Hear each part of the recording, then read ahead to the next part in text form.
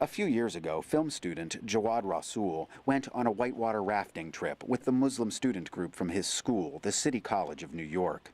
He's now looking at a secret police file with his name on it. He recently learned an undercover police officer went on the trip. He has a hunch who it was. We knew this one person who was, his life story just didn't make sense now that we think about it. Someone relatively older than the rest of the college kids, but someone who always has time to come to every single trip, even though he says he works. The only reason he knows he was being spied on during the trip is because of these secret police files leaked to the Associated Press. The undercover officer wrote about the trip in great detail. The report makes note that the students, quote, prayed at least 4 times a day, and much of the conversation was spent discussing Islam and was religious in nature. All of this is normally protected by the First Amendment to the Constitution and is not supposed to be included in secret police files.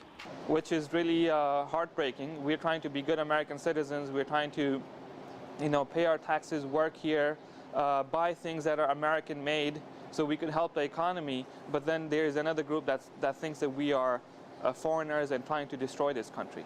These new documents show the potential overreaching by the NYPD in the decade following the 9/11 attacks, as detailed in a series of reports by the AP. The NYPD is the nation's largest police force and routinely sends officers out of state and out of the country to gather intelligence.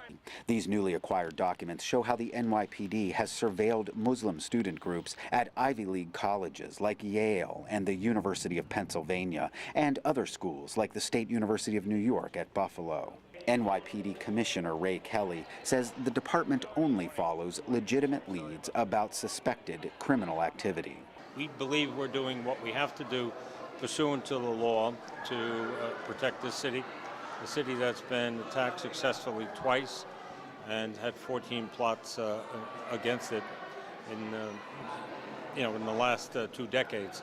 Donna Lieberman of the New York Civil Liberties Union says everyone should be worried about the lack of checks and balances on the NYPD. When the police department is free to put innocent people under surveillance by the hundreds of thousands, then number one, we don't know whether we're under surveillance for no reason at all.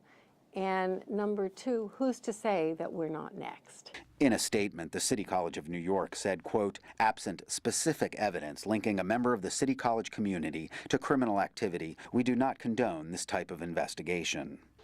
The college says it was unaware the NYPD was watching students.